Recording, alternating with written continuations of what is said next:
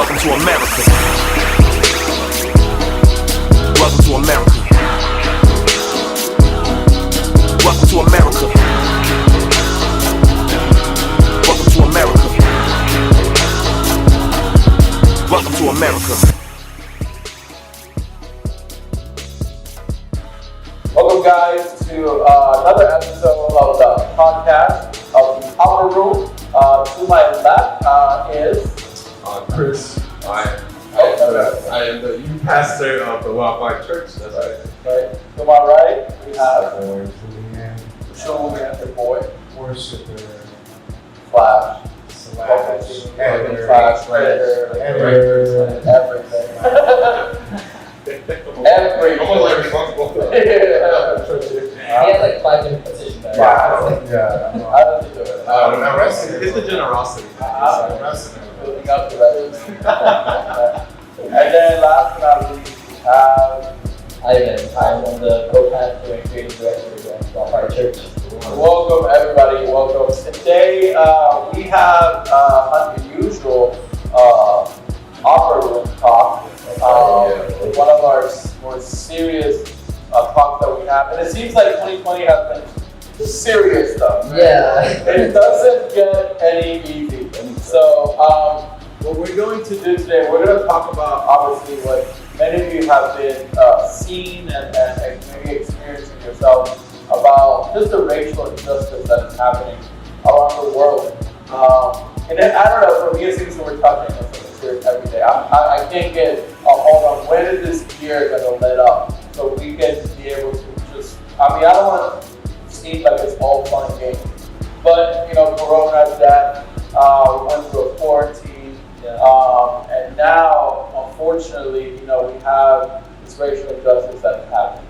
As we all know, and we have heard in the news, the death of George Floyd kind of rattled our country, rattled everything. The whole world is standing up. It shook the earth, and it's still making an impact today, right now.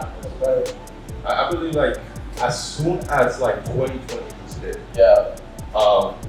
we have seen, we very thought that it's going to be a good year, it's going to be a year of fun, it's going to be awesome, this and that, and then as soon as on February and down, that's when things started happening. On seeing stuff that we have never expected. Right. Exactly. These started even in January, Yeah. Puerto Rico got hit. Oh, yeah, that's Australia. That's right. That was crazy. It just started happening a lot. I don't know. It's a weird year. Yeah. But what we're talking about today, I want to say it's something that is nothing new to us. It's not something that just came out of 2020. It's something that maybe it had exploded out of the frustration that this nation has been since January. Out of just people had enough of just overall how they feel around the world completely. Because again, it not only affected the United States, it has been seen throughout the whole world. So it's building these frustrating people of how our political leaders have managed up to this point. The decisions that they have made have impacted our lives, our everyday lives. And again, old, young, churches, everywhere across the world have an impact. And it seems to me that this is like the straw that breaks the camel's back. This was enough. And with the death of George Floyd, we have seen masses of people coming out of their homes, whether it's a tornado happening or not, whether coronavirus is happening or not. It's just, and the people are saying, enough is enough, and they are done. It is not the first, like I said, it's not the first movement that we have seen of the cries out loud of the social injustice. But this is, I think that this is just the push that out of everything that has happened, broke the camel's back. And we are hearing from all ages, and we're still, it seems like every day something else happens. Some kid, I think somebody was saying the kid that got sprayed, pepper sprayed during a protest that was happening, and that comes up. Breonna Taylor as well, that happened to all the way to we were talking about Trayvon Martin. All the way back, that's been a couple of years. I think it's been 5 years or something like that. Yeah, it's been a long time. But what do you guys think? What is your take of this that's happening? What do you think that people are feeling, and why do you see so much movement now than ever before? Man, I believe that a lot of people have been holding, that anger. People have been holding that grief. Yeah. We're talking about something that has been constant throughout the years. This has been going on since the foundation of this country. That's right. Racism and racial injustice. That's right. And I believe that it was out of all the years. You know what I'm saying? Today was the year that people just wanted to let go of the injustice, of the prejudice that is going around. Right. And I think in that moment, because it's only, people's patience is not even that much, and I believe that this year was the moment that people just wanted to let go and actually wanted to speak out of the voice, because we're talking about something that has been running throughout years, and you just feel there, we need to be in their shoes. We sometimes need to acknowledge and understand, like, if we were in their shoes, how would we feel? If we're constantly being injustice, constantly, we are always taking the fault, constantly, there's always somebody getting shot from our family. It just constantly keeps happening. Of course, it's going to grow an anger inside. And of course, there's some people that just play it around and just say, oh, I'm just going to act like this is, like I'm a nice person right now because I need to keep my cool. But it was like a time of breaking for the people. A time of breaking that they said, I need to stand up, I need to let go, because right now, all this injustice and all these things that is happening, it's not right. And the moment right now that we're standing in 2020 was the point that people just said, I'll put my foot down on this. I'm not gonna let go of another white person, always getting free, and then then a black person always being in jail or being killed. It's always been like that. And that's why we always gotta put our minds and our position on their lives, because if we are able to be in their position, and we are able to get their grief, we are able to understand them, because the Bible says we need to understand. I think you're right. I think a lot of what you're saying is a lot of understanding each other. Like, if you can't put in the shoes of a person, then it doesn't matter. I can't feel your pain because it happens to you. And I think a lot of people are going through that. I think that's one of the biggest problems that we have between the races, if you want to call each other, the violence and racism, but it's just understanding, because here's my thing. I think, I don't want to get my dates mixed up. I think it was last year or the beginning of 2016, we saw the biggest race injustice with Mexicans being deported through the wall. They're being actually, at some point we saw being held in cages back near the border, kids and family. We didn't build like this. This didn't happen. Nobody really came out. But it's things that it builds to a point where it's where we are right now. And I think that we see it throughout history with the Civil War and the blacks being free, and then we see again with Martin Luther King marching, and then now we're seeing it again happening. It seems like every so often it builds to the point where it explodes into this issue where we haven't really addressed the situation. We gave the freedom of the slaves, and but they're still being treated unequally. They couldn't vote, they couldn't do anything, and then little by little, they gained the votes and they gained this, but there's still difference in pay. Even in your sex, whether you're a female black person or whatever, you're still treated very differently from everything else. So I think a lot of it has been on understanding each other. And at some point or another, whether you're black, Hispanic, Indian, who, if we go back, was taking the land or whatever, if we want to do that, they also have a grief. They also have a voice where, like, hey, we were suffering too. They killed our people. They took our land. You know, Mexicans are always to say, hey, we're the one building this country. You know, we're the one putting the vegetables, like the things that you don't want to do, we're the ones who want to do it. And then now, you know, we have the Spanish and the blacks, and I think as a community of people, we need to come together and speak our minds, speak our voice.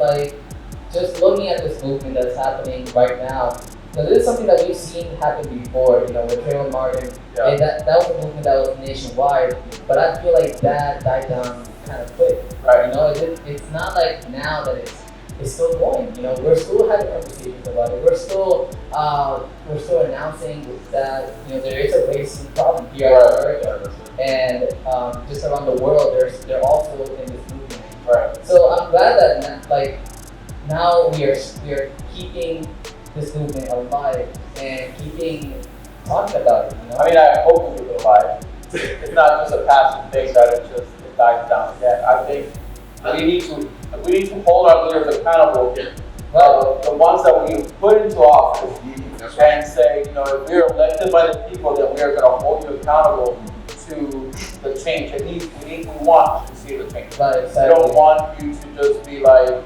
oh yeah, we'll hear you or whatever. We're gonna Yeah, so I think that's what they're doing now. They're kind of, they'll die down eventually, but they'll stop talking about No, it. but I think this is something that's going to continually keep on Yeah. going. Yeah. Until they see, you know, justice, until they see some move, until they see a change, they are going to act the way they act right now. Yeah. You know what I'm saying? They are going to continue acting the way they are. And if the office and the people that are higher, you know, in the higher, you know, position, whatever, if they don't put an act to this, then this is something that is, we're talking about 2021, 2022, Yeah. it's going to keep on continuing. Right. You get what I'm saying? Mm-hmm. Yeah. But It's like Chris was saying. I think you have reached a good point, not just from the perspective of Washington justice, but from the perspective of racists. These racist people running out, and you know, Donald Trump being elected president. I mean, it was obvious. People coming out and you know, and supporting this racist perspective going on, and then you know, the world investigating, and then you know, oh, Trump is actually like black people, and black people. Right. Yeah. But then you seeing all this stuff going on, and you start to think like, you know, really, like what's really going on, and it's a breaking point where you're finally seeing your friends. You're seeing like social media right now. You see your friends. You see the ones that actually have been, you know, quiet about all this. The ones that have supported the police brutality or have not supported the police brutality at all. And it's a rude awakening. It's a rude awakening. This one is different. I don't know. This one is different from any other cases where, you know, out of thousands of cases of, you know, recordings and police brutality and all this stuff. This one is different. This one is I don't know. I don't think it's gonna die down anytime soon. It's growing right now, actually more than ever. This one has been going on. It's just the thousands that have been invested in funds and all these associations, and now we're going to Black empowerment. It's like doing the extra mile to make sure that this keeps growing, not just dies down and, you know, and it's all years again. Right. Black male or another black person dead. no, I think that what you're saying is we have seen a lot of movement from the people. Last year we saw Puerto Rico lifted up to take this governor out of office.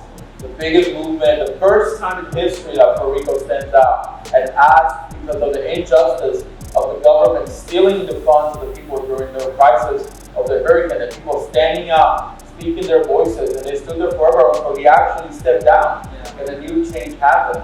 And we're seeing that. We're seeing now that with all this happening, now we're standing up and we see the people rise up and take control of, I think, of my opinion, is a broken government. A government who it's not showing unification of the people, but kind of pushes into the you know, separation of everything. You know, the rich, the poor, the different colors, and because we see this people in power take advantage of the lesser people, whether it's in Puerto Rico, people are stealing the funds from people who were without water, food, and nothing, and FEMA, you know, we saw those cases, and people standing up for that. And now here, standing up for those, for the Black Lives Matter movement, that it goes back to our political leaders that are not, they think they're entitled and protected to their own opinion, and because they live a certain lifestyle, everything else does not matter. Yeah. You know, if it doesn't affect me per se, it doesn't matter. And I think people are tired of it. People are tired of not seeing the change. People are tired of the same maybe excuses of growing. And I think that all of this, I think the major part of this movement is we're out of the frustration of being in quarantine for such a long time, and seeing that, you know, people going without food, losing my job, and the government, the chaos the government had, whether we close the border, we didn't close the border, or we have a vaccine, we don't have a vaccine, and this argument between the states, the governors, it's a broken, we see a broken country that is pushing back on its people, that it'll push to the brink of frustration. And people have said enough is enough. You know, we've seen, in social media, obviously this is the age of media, and the more the technology advances, the more people have a platform to speak up of whatever is happening. You know, we saw, you can go on YouTube, see nurses speaking out about they don't take care of their health.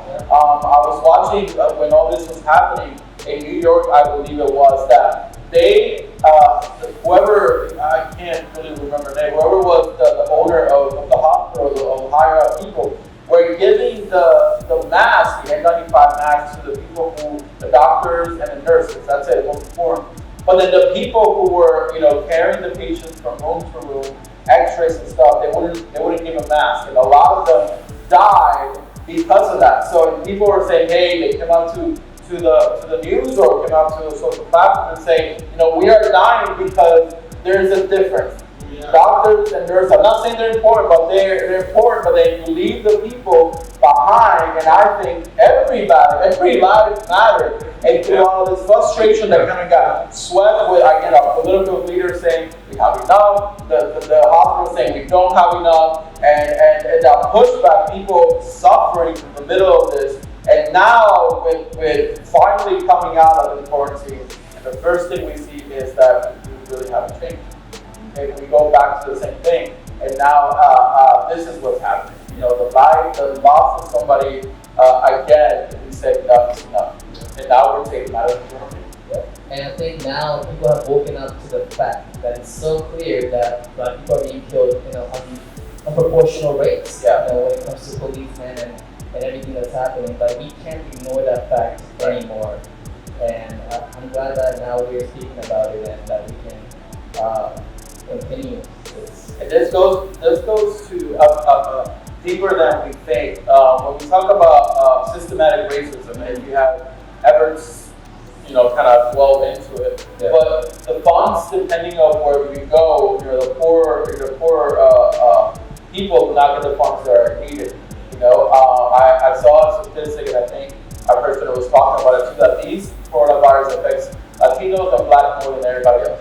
And I'm like, look, that's racist. You know, like why is it? Why is it? And when I dive deep into it, is because the resources to those Hispanic locations or Black communities, they don't set the testing site near those places. They don't have enough to translate to the Spanish speakers so they can protect themselves. Right. So we are a second thought to them. Yeah. You know, instead of first. So obviously you will see a rise on our death because it doesn't matter. Mm-hmm. You know, and let's be honest, they might see it or paint it in a pretty picture to where they really don't want to directly say, hey, you don't really matter. Yeah. But when we see the numbers, of the debt and the stuff, we see, hey, there's a broken system.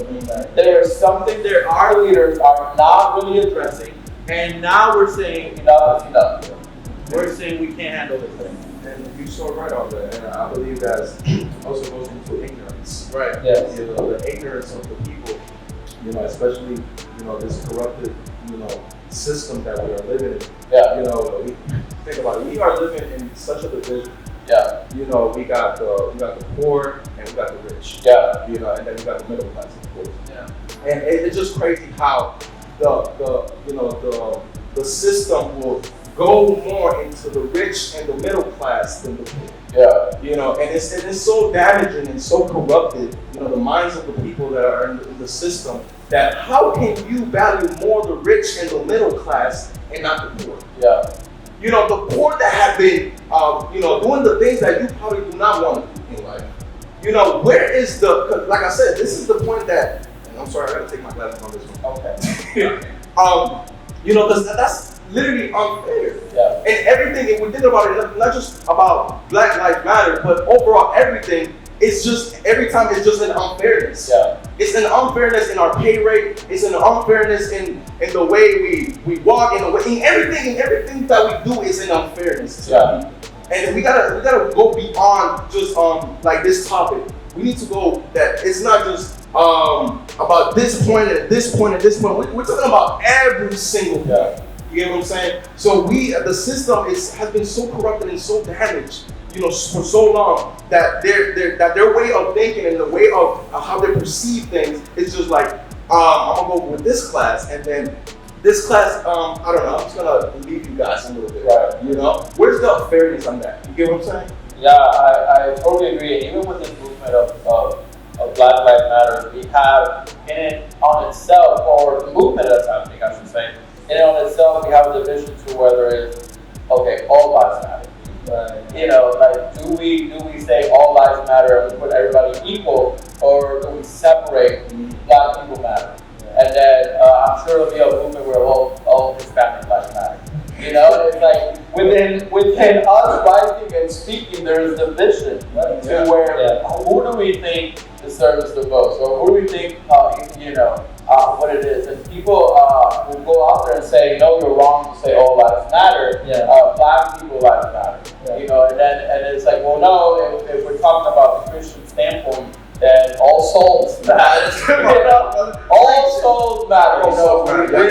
We go into that spiritual thing where like all souls matter. But where do you guys stand for into those categories? Do you think that we set them all into we're all souls that need to be changed and redeemed, and we need to be a difference, or do we say all lives matter as every single life, Hispanic, white, Black, blah blah blah? Or do we say, okay, just Black lives matter? Where do you guys stand individually, each and every one of you, and one of them? You want to go ahead? Yeah. Go ahead. Go ahead. Go hard. That's right. And I think, it doesn't take a lot to understand where the Black Lives Matter comes from.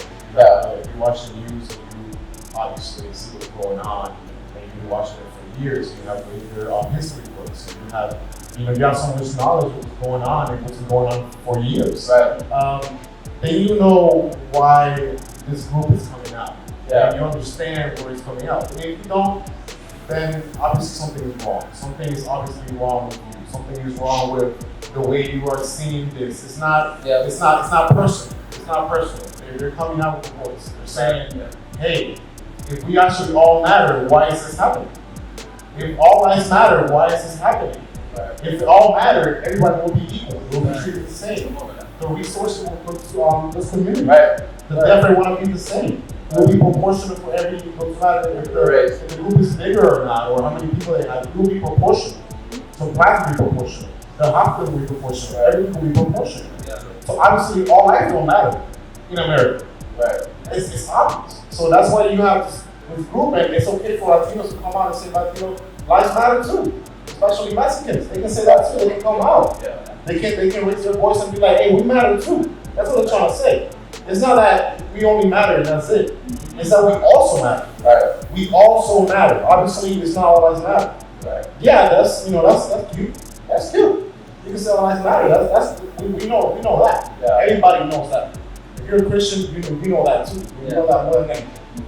But it's aside from that. It's just coming out and saying we also matter. And maybe we should write it down. I guess people don't understand that. We should write also, Black lives also matter. Latinos life also matter. Yeah. So it's as simple as that. To me, that's the simplest thing. Right.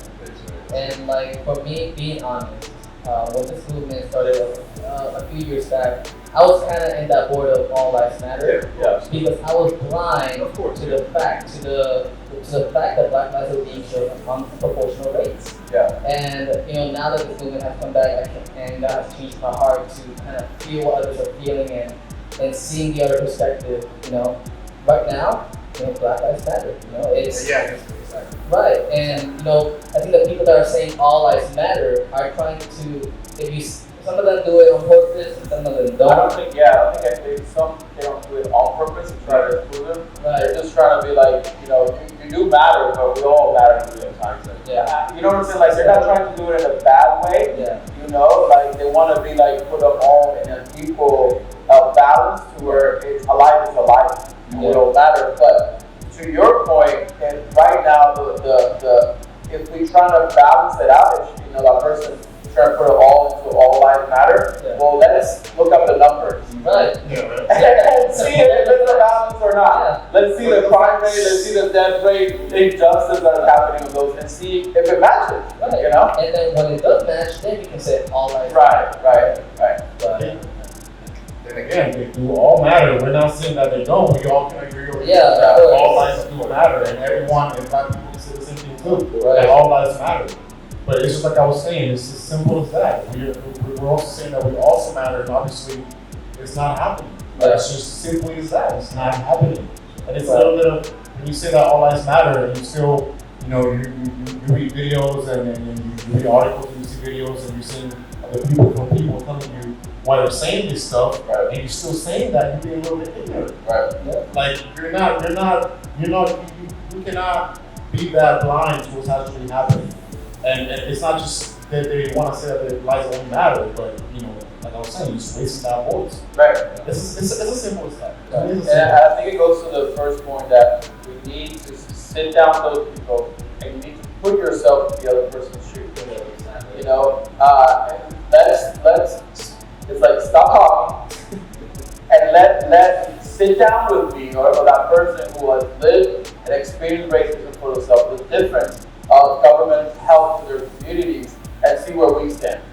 Let's see where we stand of the helps that are out there. And I was reading some everywhere in social media. They're like, well, right now, the grants and stuff, white people don't have a Hispanic grant, or they don't have a low income grant, or they don't have, or I don't know what it's actually called in federal, when you have minority grants and stuff like that. So most of the money, goes to that. You're gonna apply for more grants. You have all this different stuff, and I'm just like, how long did it take to do that? And when it does, we don't get the same education as everybody else. When I came from Puerto Rico and moved, just because my last name is Spanish, they put me into the ESOL program.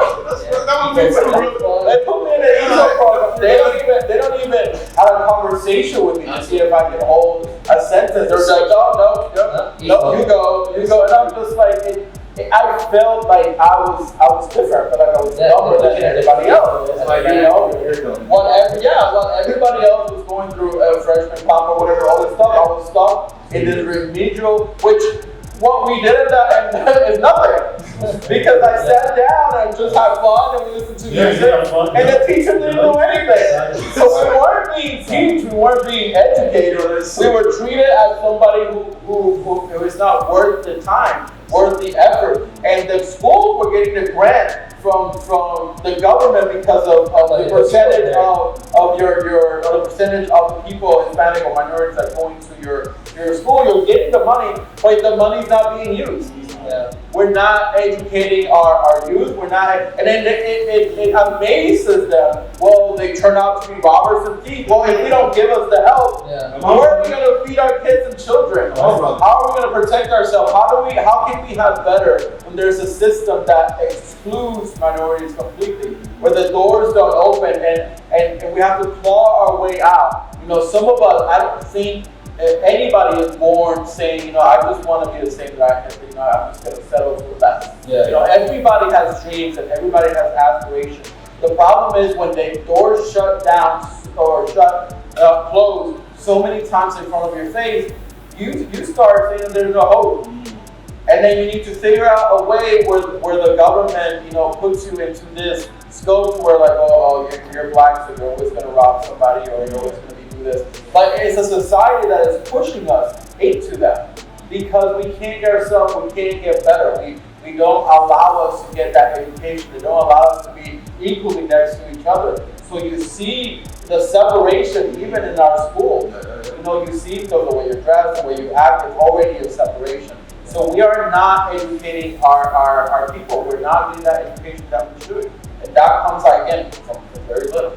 You can see that. I used to do that way. I used to think that everyone had equal opportunities. Right? I just had that coming to the U.S. That's what they think of, Yeah, coming in, I came in when I was 9 in the U.S. I would say 13, 14, I had the mentality that everybody had equal opportunities in America. This is America, right? I used to think, that younger mentality, not educated enough to do my own research. That's what was happening in the U.S. So to me, everybody had the same opportunity that I did, that white people did, that anybody in this country did. So I just think, maybe, we can make it out of the hood, we can make it out of the ghetto, you can make it out of whatever you're from or the projects. You can be whoever you want to be because here, if you work hard, it pays off, right? So that was my mentality. And then you go a little deep into, the obvious compound of what's going on is that the system was never broken. It was built on this. Right. It was from the beginning of all of it. It was built on this. Obviously, you go back to the Native Americans from the beginning. It's just taking over. Period. You don't get to say. Right. Period. And if you are gonna stay, you're gonna be in this area. You're not gonna get the resources, but it will. We're still gonna tell you that you have the opportunity, that you can make it out of it. But then again, you really can't see or put yourself in those shoes unless you are in those shoes, right? And to me, that's why I feel blessed. I feel like when I moved here, it was in a bad part of Miami. It was a very part of Miami. My parents said enough. You gotta move out of here. And I'm glad that I did not grow up in that area. Just for that, because I didn't know where I was going. I was going into bad stuff and I was going crap. So that was my first glimpse into what the system is making.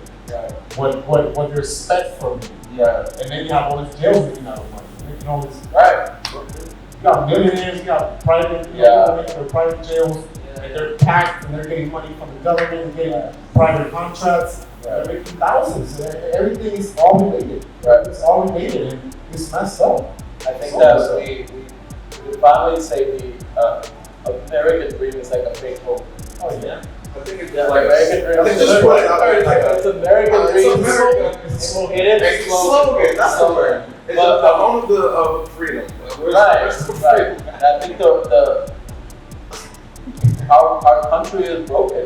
Super broken. And to a certain point, this is our fault. For not going to vote, for not educating ourselves to who we put in office. I mean, do I have to say? Do I have to say what's going on right now?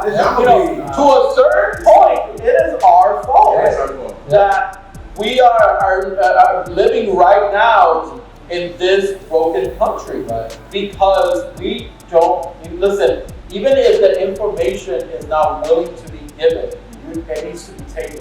That's good. And this is what is happening right now. We are taking back the rights that so equally is ours, that we're going to do something about it. We're speaking out to the world that this is that's it. And we had enough.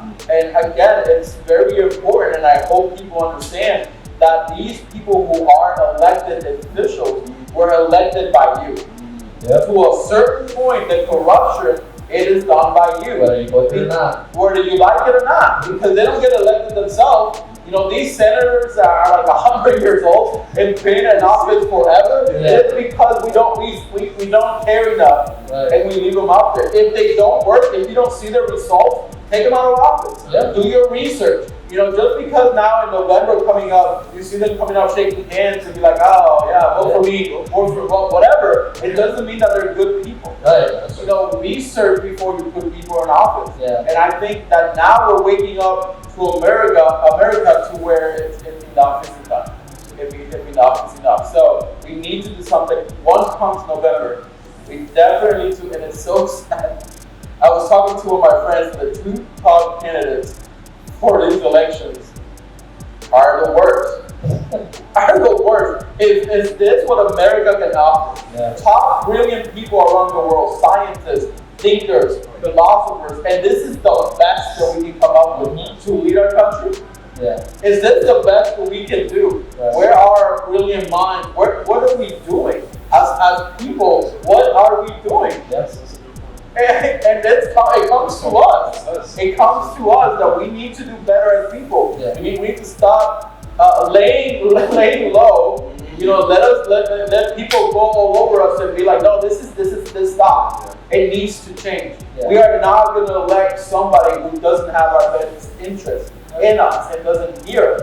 You know? And in order to make that change, we're gonna have to be uncomfortable. You know, change is uncomfortable. Yeah. And the reason why everything's still the same is because we don't want to get out of our seats and of our comfort zone and go out and vote and go out and research and go out and talk about stuff and put people that are gonna bring change. Right. And now we're paying the price. We are, right? We all pay the price. Big time. Right. The background of things that are happening, even the smallest thing, it comes from them, not from us. Right. They say that we make the government. That's true up to a certain point. Yeah. After we elect them, that's it. They do whatever they Right. want. This corrupt money. Money goes to whatever they feel like. The army goes. Most of the money goes to the army. Right.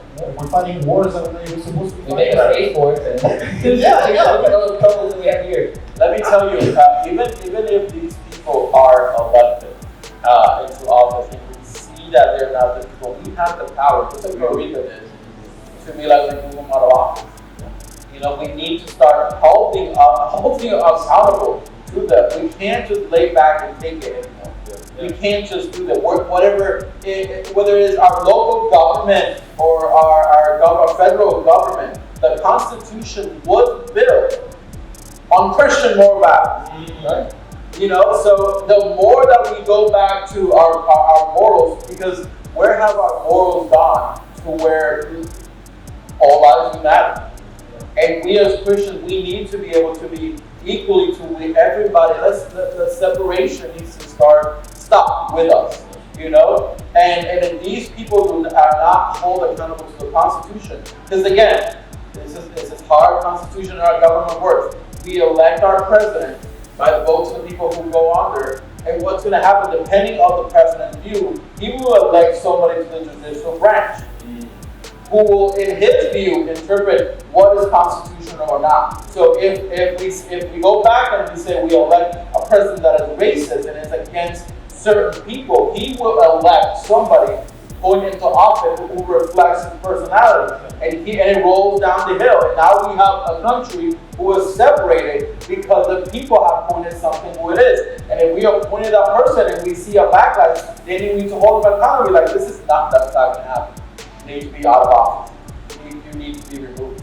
But this system has been going on for so long. Whether it's the Democratic Party, or it's the Republican Party, whether they clash, we do not care. Their lives at stake.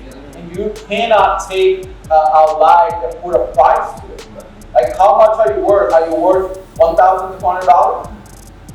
I'm going to send every single one of you $1,200 to make you feel better. That's what countless of Black, Hispanic affected by the COVID and died is worth. $1,200, and we settle. Yeah, that's true. And we take it. Yeah. And the thing is, things have not changed. So when we go out and we go out to the world, and now we see somebody die because of it, you're like, oh, I can't take this anymore. But what have you done about it? Yeah. Have we been laying low? Did you vote this past, in 2016? Right. Did you do your research? Did you not do this? What did you think was going to happen when we had the two candidates? What did you think? And you voted for that person. Yeah.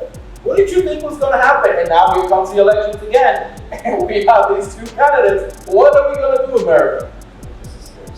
What are we going to do? Where are we headed? We're in such a scary moment. It's a reconstruction going on right now, and that's the thing, is it's been going on for so long that it's gonna take so much. It's gonna, like I was saying, it's gonna make us uncomfortable. Yeah. It's gonna do stuff that we've never done before. Yeah. The voting, everything counts, and it's just that mentality that my vote won't count. Exactly. It's as simple as that. Yeah.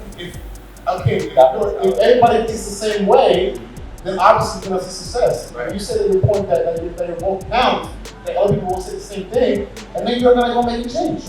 Right. Simple as that. But I want to see, all these people that you're talking about that. It's that all those people who are going out there and doing a protest. The Black Lives Matter. I want what the perfect world, and I hope that people who are listening and share this, that if you're a minority, let's all of us get together, Black, Hispanic, Mexican, wherever you come from, minority in this country, and come together in November and vote for a change. Okay? Let minority, because if we all band together, and we will see change. Yep. We will see change because our lives have been affected. It's our lives being killed, our lives being taken from us. So we should be the ones who are going to speak up. So don't let Black Lives Matter just be out of some social, thing that just happened. But let us come together in November. The same way you're going out to downtown Orlando or go out to the voting stations in masses and let your voice be heard. Yes. That's where the change should start. If Corona didn't stop you from coming up, don't let Corona stop you from voting. Come on, man. Yeah. We have no excuse. If you want the change to happen to this country, then be bold and courageous enough to tell everybody who's watching, we've had enough, and let's go out there and make a change for ourselves. Don't stay at your house. Yeah. Don't be like, I can't because so and so. No. Then you are part of the problem. Exactly. That's right. You are. If you're not for the solution, you're part of the problem. Right. And we cannot tolerate that anymore. We can't keep losing people like that. That's right. And you know what? It just made me went a little bit. Yeah. You see all these, Black people standing up for their rights and their justice. But you see that the majority, half of them, are doing things that are not supposed to. Right. What I mean by this, the looting, the unnecessary, damage that, that if you really want people to see you and actually want to watch the change and don't think like, oh, this Black person is the same Black person as this Black person, because he's doing this and doing that and that. If we are trying to be the change, then let's be the change. Right. Let's not do things that the police or white people or other people may think like that we are. Right. You get what I'm saying? Oh, he's a robber. He's a stealer. He damaged it. What are we doing? We're damaging properties. We are stealing. We are literally putting facts to their mouth. Because we are not doing our parts to say, if we stand as a family, if we stand as a group of different ethnicity, and we want justice upon everything, then let's do like Martin Luther King did. Let's stand upon each other. Let's stand and let's walk and let's protest in a righteous way. Right. In a righteous way. Do not be like foolish people that will do the unnecessary thing that we're not supposed to. And that's ignorance. So if we want to do the change, let's be righteous.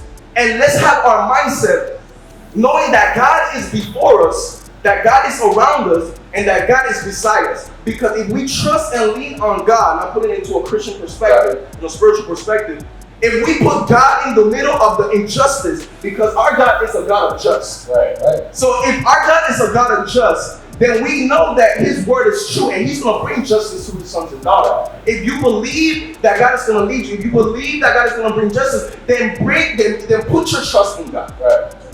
Do not put your trust on foolish things because other men say, you know what, we should fight for our rights. We should start hitting them. We should start putting our kids right here and take a picture and make a scene like, no. We need to make this thing right. I think you can't play into the stereotype of the dumb Black person. The aggressive Hispanic, the gang, and we can't do that. We need to be better. We need to come together in our voice and not fulfill our stereotype, meaning that they see each other. We can't do that. And if we want change, and I was seeing a video of these people looting, one of the protesters looting into this building, and I see the owner comes in. There's an old black woman saying, "This is my livelihood." Right. And we are destroying our communities. And are we doing any better? Or are we just digging a bigger hole to ourselves? You know, we can't do that. We have to be smart enough to do that. We have to be able to think better and not, become the same part of the problem. Is my thing. And as the church, like we were saying, church cannot stand for this inequality. Jesus said himself to Peter, when they arrested him and they were mistreating him, and they were putting Jesus throughout all of this, he said to Peter, who was going out there with the sword to kill, he said, "Put down the sword." Yeah. Those who live by the sword would die by the sword. Come on now. And you can't do that. This is not how we do it. We don't take the sword and we pay they're paying us. That's not how we do it. We trust in God and we do what we have to do. And Jesus went through an unfair trial. He was sentenced to death, unfair. Yeah. He was picked over the favorite, and he did. And not once do we see retaliation towards them. But towards the end, he went through all that, but the gospel is still being spread. It hasn't stopped the word of God from doing. Right. Throughout all the stuff that it has not stopped. We actually have grown more into our everything. It shaped. The beginning of this country was shaping Christian morals. This is how a country was shaped because of somebody who, instead of taking the sword and being another revolution, went the high road. And this is how it has spread. Yeah. So the more that we communicate with each other, and the more that we sit down and have more conversations like this, we're able to understand where we come from and let go of our anger. Let go of our fear. All cops are not bad. All cops are not like that. And I think I was also watching another video of a black father taking his kid and talking to a cop. Who show up and the cop, say hi. Because he was saying, "I will not put that fear on my kids that all cops are black, and I'm going to show them that that's not how it is." And we're training our new generation. If we're training a generation to hate, we are separating ourselves. We're doing the race war to where, like, you see that cop is that, and you can't do that. You're literally messing up their mentality. Right? They're growing up like that. Exactly. It's all based on fears. I think it does happen to some people. If you want to talk about the fact that people are like looting and stuff, I tried. I was in the same boat. I was like, why are people doing this? Why is it not necessary? How is that gonna make a change? How is it gonna do anything? And then I have friends of mine coming up to me like, "Well, Julian, it's like this. This all started with frustration, and because of the frustration, people are just tired of it." Right. And I understand that. I understand that. I definitely do. I can't put myself in those shoes because even though I'm a man of color, all my life I've been always Hispanic. I always been labeled as Hispanic. So it's like always that well, he's a dark skin, but he's Hispanic. Yeah. So I haven't truly felt that racism in my life as I've been in the US at all. Or at least that I know of. I don't know if it's spoken behind my back. Right. But that I know of. So but as a Christian man that is, getting that insight into what you're supposed to be doing as a Christian man and what is, Christianity stands for, you start to realize that definitely that is not pleasing God. That is not pleasing God. And if you put God in the middle of all of this wouldn't be happening. Right. This will not be happening. Right. Frustration, you will not be frustrated. You'll be frustrated, but you will know how to act. Right. You will know how to act. You just go with your gut. You go with your human or anger. There's so much fear in it. And it's like you guys were saying. You give that fear to those kids, and now they're growing up hating the cops. And there's so much hate. And hate comes from both sides, obviously. Oh yeah. And have racism still standing up. Why? Why are you still hating the group for their color? Right. Because they're darker than you. Well, why is that fair? Right. Why is that fair? And then now you're getting this other hate towards the cops, towards white people. You're having it, especially white people. Let's just say white people, it's not all cops. They're white cops, obviously. Right. So you're feeling that hate, everything's based on hate. On hate and so much fear and so much frustration on both sides. And it's not gonna change unless we, like you say, we sit down Right. And we talk things out, for real. Right. You know what? And that is so good because since the world is revolving around hate, there's no love. Oh, no. Yeah. It says in the Bible, love your neighbor like you love yourself. Right. Where is you loving your neighbor? Where is the love that surpasses all understanding? Right. Where is the love in America? And that's the thing. People don't know what that love is. Right. Yeah. They don't know what that love is because all their life they have grown themselves in this hate. And I'm not saying the majority, everybody. I'm just saying the half of the people that probably that they all their life they have been revolving in hate and grief and all this. Yeah. The Bible does talk about that in the end times. Scripture says that at the end of the times, the love of men will grow. Yeah. And they will be lovers of themselves, greed, and all that stuff. And we are seeing that on these days where there is no love or compassion for one another. But what it is how much I can make myself more popular. Whether it's TikTok, YouTube, or whatever, how can I make myself more popular? How can I gain more money on what I'm doing? And this is something that we see the compassion and the love being pulled. And this is where the church comes from.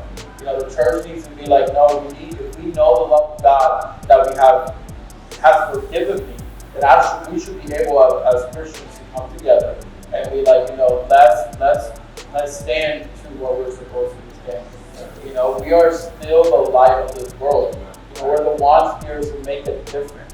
You know, we cannot go with the flow. We can say that we need to stop. It starts with us. We're the one who has the wisdom from God. We're the one who has the Spirit of God. We know how He acts, how much He loves us. We should be not silent. We should be able to speak up. We should also be able to speak up. Hey, we should, like you said, let's imitate that. Yeah. You know, as Christians, let's go out there. Let's stand for them. Let's be with them, but share that love. Yeah. You know, that probably they have been loving for so long. Share that love of Jesus Christ. Share the good news. Share that God is there for them. Share that there's hope, you know, throughout the uncertain times that we're living in, this chaos that we're living in. Yeah. You know what I'm saying? So it's all about us spreading that love. Yeah. Overall. I have one question for you guys. Do you see, I put my trust in God. At this point, all my hope is in God. It's gotten to a point where I lost all faith in now. I don't see it. It's sad what's happening. Yeah, people are coming together, but it's something going on. Something will always come out. Yeah. So my question is, do you guys see any hope in humanity? Do you see change anytime soon? Do you see actually a true change as a Christian man? Well, I'm gonna go by the Bible real quick. Break it down, This world is cool. This world is full of wickedness. And I believe in able for the world to have hope. People need to turn away from sins. And literally the sin, it says in the Bible, the wages of sin is death. So when we are putting our trust in this, you know, this corrupted world and sin, then of course it's not going to be hope because their mindset is not there on hope. But if your life, if they turn their ways from their wicked ways and their sins and they turn to God, they're going to see hope in God because you find hope in Jesus Christ. Right? You know, that's what hope is. You know, people might find hope in other things, but that never is going to satisfy you. You know, nothing like that will satisfy you. That's why when we come into Christ, we find hope, we find that love, we find that change. And that's what the world needs. You will need Jesus Christ. And that is why the world is what it is. And that's why they don't find it, because they never find Jesus Christ. Yeah. Being all honest, if we're gonna really have a talk and be open in this upper room, the world does not have hope. The world will not have hope. The world will not get any better. And you're like, are you talking about Jesus as he was talking about? Yes, Jesus. But we are not going to change the world. The Bible is very clear that some will perish because of the stubbornness, because of whatever reason. They will perish. But that does not mean that there are people who will change. That doesn't stop us from still reaching out to people. because we still need to spread the message of hope. We made our part to spread the message. It is up to them to whether they want to accept it or not. And the world says not all will be saved. Because this world is condemned to be completely destroyed and made new. So the end result of this world will be more corruption, more darkness, and more killing, more death. But again, I talk the world not as a global number of people, because there will be a remnant, there will be a small group, a minority group of people who will still be the hope and the light of the world, who will still spread the message. And when Jesus comes back to take those people, because that's when he comes back to take the church, then all of the hope is gone. And then the world becomes once again in darkness and in chaos. And then once the final battle that happens and the world is redeemed and destroyed and made anew, then is when we are going to live at peace. So is the world going to be peaceful? Is the world going to be better? Are we going to see a change? The world's not going to change. Being real talk, and it's something that we might not see all pastors do, because you have to. Pastors need to be the stand of being the hope and telling the people there is a future. Right. But I don't want to be that person who does not keep it real with you. That's right. The world is going to get worse. The world is going to get worse. But I don't want to say everybody is bad and nobody's going to change. Right. Because we're still here. We changed. Yeah. There is a difference that we are going to change the life of people. There's still going to be minorities. But the world is condemned to what it is because of stubbornness, because of ego, because of pride. I was talking to somebody who said, I know I'm doing wrong, but I have my pride and I will die with my pride. I'm never going to change because it is what it is. And I'm just like, so you're going to let your pride kill you? And he said, I'll do whatever I have to do, but I'm going to let my pride kill you. And those are the people who are staring at hope in the face, who have been preached, who know of God, but are unwilling because of their pride. Because I will not humble myself. Because I will not say sorry. Because I will not do this and that. And I fear of change. And the problem is that there are people who are going to be like that, who's not going to push the world to be better, but are going to do the opposition. There's going to be that fight between light and darkness until the final battle happens and darkness completely destroyed. There's always going to be that. But that should not make us lose hope. Because we are going to change. There's more people who we can reach. So my answer to that question is a lot like Pastor Michael's. That the world is not going to get better, but that doesn't mean that we can't do our part. God has a plan for each and every one of us. And God has given us people to reach. And we can't just sit down and say, oh, the world's going to go down anyways, and people are going to go to hell, but I know I'm saved, so I'm good. No, we have to do our part. We have to reach the people that we're supposed to reach, and we can change our communities, and we can change our families and our friends. It's all about reaching. We have to keep doing our part. So, to answer your question, there's no hope for the world, and it's still going to be corrupted. It's going to keep getting more corrupted, but that doesn't mean that we are not the light. We got to keep being the light and show that light to others. That's a good answer. Just seeing it that way, it's kind of like breaking it down. You're breaking it down to, at the end of the day, we're still here. Right. Like Pastor Michael said, Yep. we're still here. Until Jesus comes, we're still going to be here. And even though there's no hope in the world, there's still hope for the afterlife. Right. For heaven. Yeah. The kingdom of God. There's still hope in that. You still you lose all hope in humanity. Right. And in earth, in planet Earth. Yeah. Right. You can lose all hope in that. Yeah. It's not your worst. But there's also a way out. There's a better life for you, waiting for you. Right. This is bound to happen. All this is happening, it was bound to happen. Right. You can just go and protest and try to make change. That's nice and all. We're frustrated. Yeah. We want to do that. That's what our mindset is telling us to do. But if you're not looking at the final purpose, which is seeking God, just simple as that, seeking God. Right. if everybody seek God, just just give it a chance. Right. Give it a chance. You're gonna find so much love and peace, and it's not talking so many subjects, and it's gonna break it down for you. And at the end of the day, it's gonna be all love. Yeah. All love. I think that with all this movement, it doesn't matter that you do all this. You go out and protest, and let's say things do change. Laws do change. What is that? All that matters? And when you die, you go to hell. Where's this? That's it. Okay. This is straight upper room talk. Yeah. Straight real right now, yo. You changed the whole world, Straight real. but then you didn't change the one person that was important. Out of yourself. So, And you ended up going to hell. We're not gonna lie to you and tell you It's that not. this is gonna get real. You can't, the future for your children is good, and the at the end of the tunnel there's light.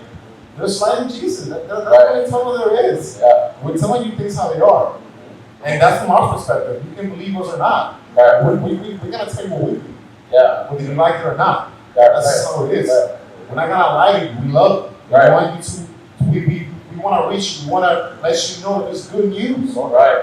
And if you keep living and you make it to your 50s and 60s, you're going to realize that what we're telling you right now was true all along. Right. It's going to change for a minute, but something else is going to come up. Let's say that, for example, all races are gone in 2-4 years. Obviously not. But let's say that they do. What else in the world? Because the world is corrupted. Right. It's not just racism, that's just the small little pie, little piece of the pie of what's going on in this world. Right. And if you I don't even gotta break it down. We all know. We all know. So really, like we're all telling you, we're gonna keep it honest. And we're gonna tell you that, hey, there's only one way out. Yeah. Yep. There's really just one way out. It doesn't matter if you go through that or expect, elect new president or do whatever you want. You seek God right now. See God. If you want to go protest and do your thing, do that. But go home and pray. Right. Go home and pray. You can't change the world, but you can't change your family. The people who's around you, you can change them. You can teach them to be better. Yep. You can teach them to do that. That you can do. Let's stop focusing on the bigger deals. Yeah. And then go home and ignore your family members. Yeah. And they're still the same.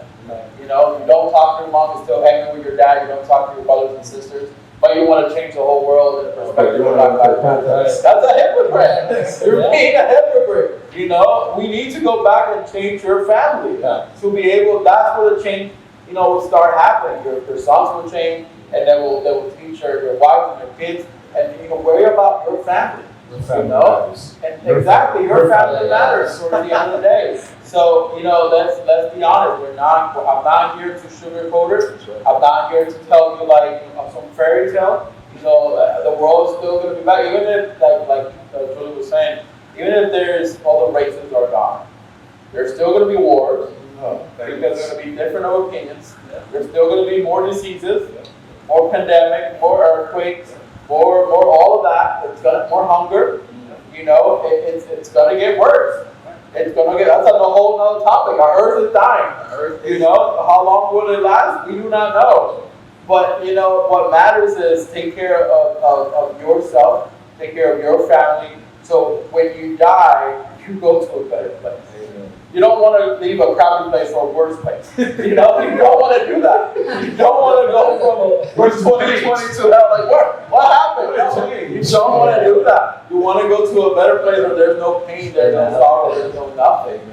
Secure your future. And I'm not saying that become a Christian so you go to heaven and be okay. Yeah. Become a Christian because you do love God, you see God, and you see the change. That He does care about. So, anyways, any final thoughts from anybody before we close? Go vote. Go vote. Go vote. Don't forget to vote, you guys. If we want to make a change, like I said, vote. Let's not be ignorant and just vote and let's do the change. Amen. It starts with us. Amen. Go vote. Go pray. Yeah. Your family do matters. Yeah. Trust me. That's where it starts. Racial family altar you have to. Yeah. You teach your kids, not to be racist and to love each other and not to go to war and you can do all that pretty stuff. But you look at the small picture with this protest. Right. That's just a small part of what's going on in this world. Right. And just go pray. Vote and pray. Just go pray. Vote and pray. Pray constantly. Vote and pray. Keep on praying. Keep on praying. It's the same. And yeah. That was for me. Just to the Christian community, let's be more supportive. I know that a lot of times we kind of separate ourselves because we're not of the world. But this is an issue that in which we have to come together. Doesn't matter what racism is bad. Right. Like we gotta come in this together and show that love that the world is so missing. That's really good point to end things with, because you can say that you love God and that you love Jesus Christ and that you stand for what Jesus is all about, and then take this. You cannot just stay quiet. Right. You cannot stay quiet. We're here right now in this room for a purpose. Yep. We're gonna shine light on the darkness, what's going on. We're gonna tell you the truth. We're gonna tell you that, yeah, the world is dark, but there's light. I'm telling you about the light.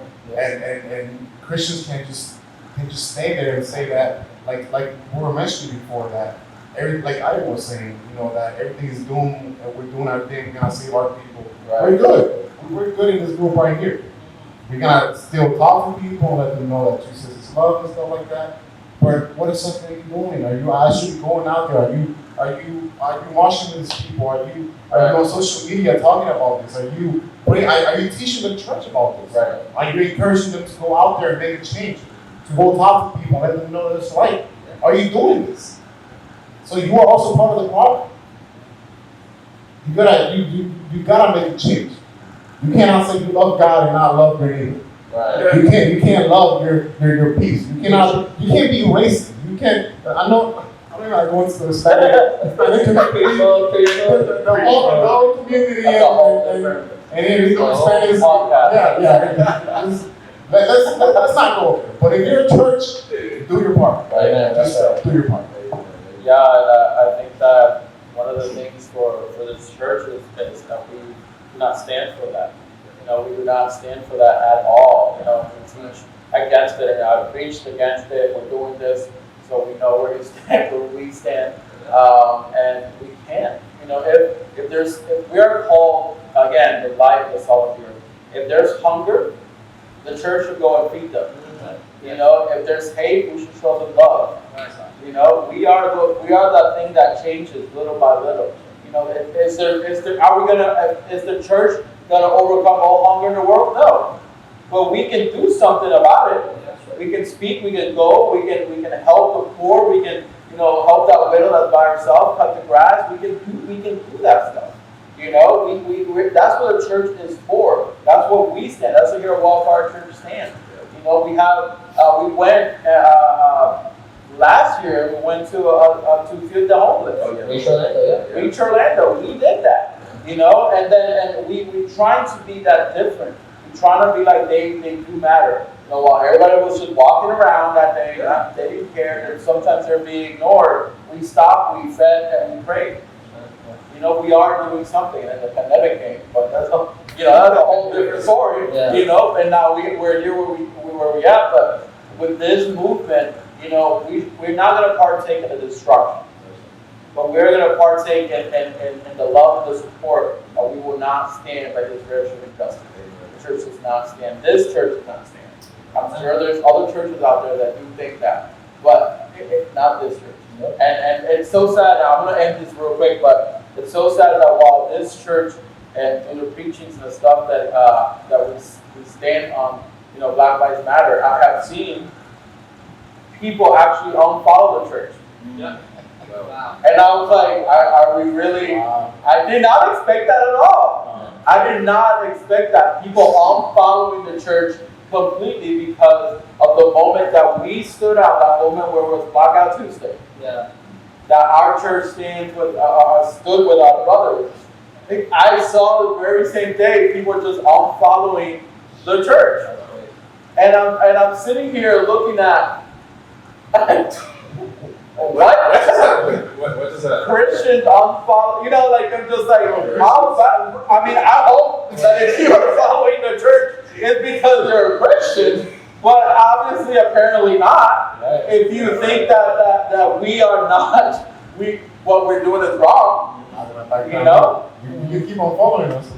Yeah, listen, Go Jesus was not the most popular guy. ahead. With the religious leader of the government, he was not the popular guy, but he still did what he did. Yeah. So even if we go down to 0 followers on our social media, we're still gonna stand on the truth. We got 4. Whether we're popular or not. Yeah, we got 4 or 5. We got 5. We got 5. We got 5. So as long as it's 5 people, hey, where there's 2 or 3 guys, there's Jesus. Amen. You know, we do not need your support if you are not standing with what the Word of God. Amen. We don't need that. We don't need that. So, okay, don't get off my back. You know what I'm saying? Because it was surprising. When I saw that, I was like, really? But that's fine. But this is where I want to end it, because no matter what happens and no matter this church stands in the Word of God and what is true, then we'll continue to do that as we go along. So if you're watching us, thank you for watching this podcast. Comment below, share it with your friends, because this needs to spread out. This conversation needs to be had. And I don't know if we are going to continue with all the podcasts as this happening, because I don't know what July may bring. I don't know. We don't know what's going to happen. This is just part 1. Serious talk. You don't know. Exactly. This is part 1. Yeah, I guess. Part 2. Part 2 is coming We're out. having a series. I actually heard the women want to do a podcast with themselves. So maybe part 2 will feel about the female race and female aspect of this whole and how they feel. That's also different, you know. So anyway, stay tuned. Thank you for sharing us one more time, for being with us. Leave a comment. Hey, subscribe to our page. Down below, click the little bell so you get all the notifications.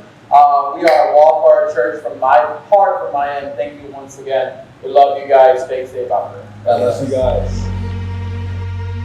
May your streets be paved with gold. Yeah. Hope my whole hood make it home. Yeah. May your streets be paved with gold. Yeah. Hope my whole